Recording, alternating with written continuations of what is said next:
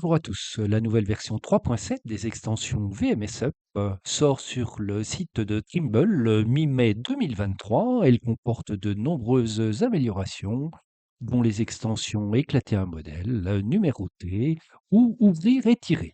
Il y a plusieurs façons pour télécharger cette version. Le plus simple, semble-t-il, c'est d'aller sur extension.sketchup.com, de taper VMSUP, de valider. Vous arrivez sur VMSUP, vous cliquez et vous avez juste à downloader la version. Il s'agit d'un fichier RBZ qui va se mettre dans votre dossier de téléchargement. Ensuite, dans SketchUp, extension, gestionnaire d'extension, installez l'extension. Vous allez dans votre dossier téléchargement et vous téléchargez la version, donc qui est un fichier au format RBZ. Quand on télécharge cette version, il n'y a pas de message de fin. Vous attendez une dizaine ou une quinzaine de secondes.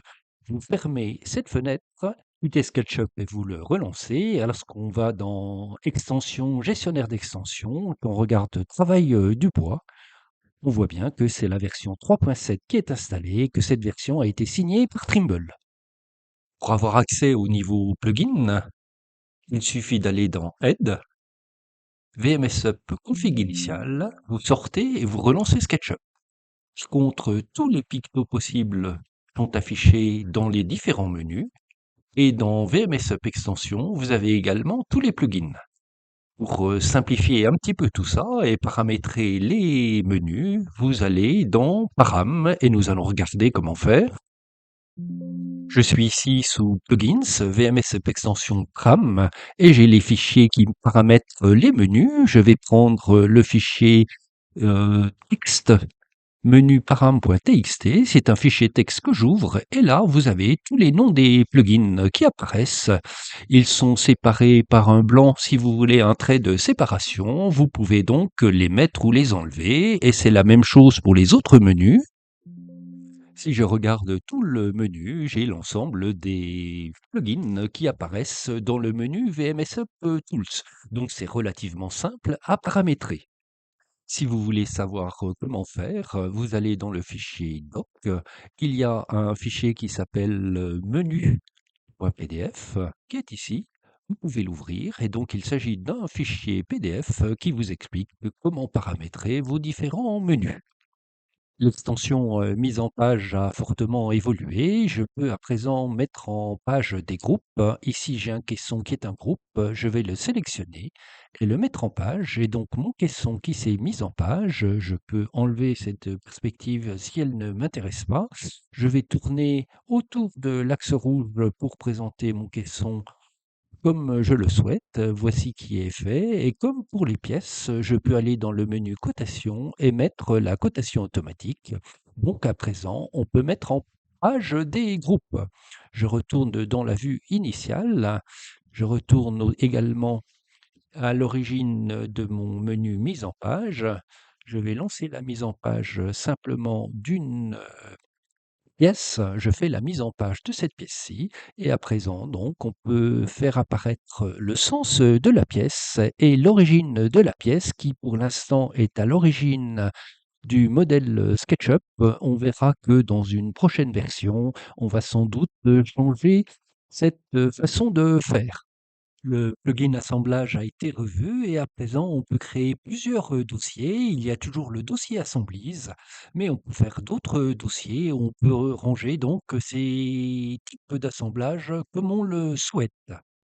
Je suis ici sous le dossier Tools, Assemblise. J'ai donc l'ensemble de mes pièces d'assemblage et j'ai également créé deux autres dossiers qui me permettent de ranger éventuellement d'autres pièces pour pouvoir y accéder plus facilement. Le point important, c'est que à présent, pour les excentriques, le fichier excentrique param.txt est dans le dossier param et n'est plus du tout dans le dossier assemblise. Dans ce dossier excentrique param.txt, on a donc le nom de l'excentrique et la distance d'arasement des différents goujons, donc séparés par un point-virgule. Autre possibilité dans assemblage, de pouvoir mettre à la fois des excentriques et les tourillons correspondants et de pouvoir verrouiller. Là, j'ai défini un excentrique avec un tourbillon et si j'appuie sur contrôle, je vais symétriser la pièce. Je suis verrouillé, je me mets à la distance de verrouillage, clic droit souris, verrouillage. Tous mes excentriques se mettent à 100 du bord. J'ai déjà fait un tuto sur ce sujet-là.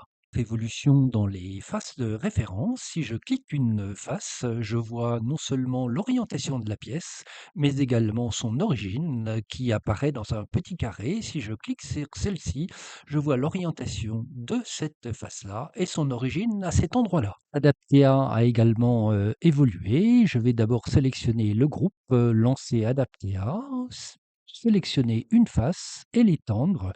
Et je peux à présent taper la valeur, je mets 120 et mon caisson s'élargit de 120 millimètres.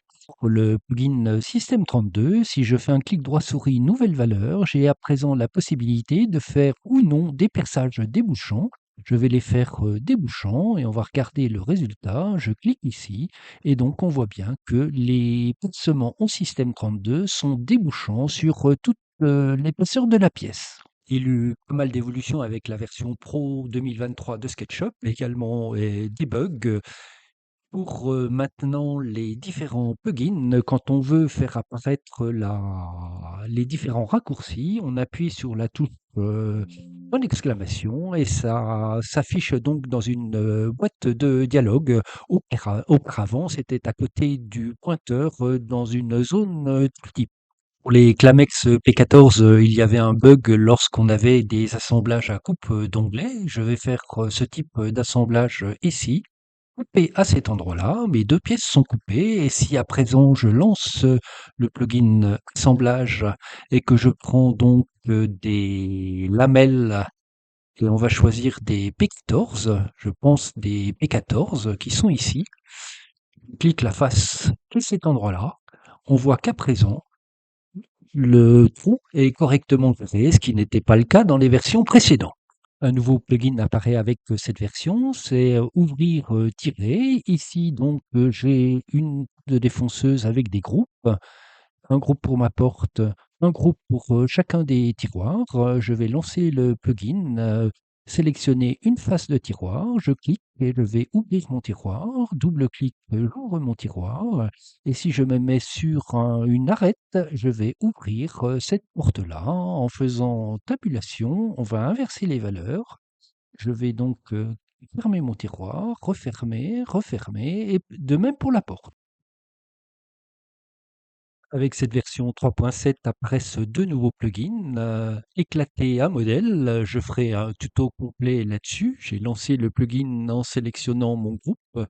J'ai donc ce modèle qui se trouve éclaté. Si je reclique sur une vue d'éclaté, je vais pouvoir automatiquement la supprimer. C'est ce que je fais.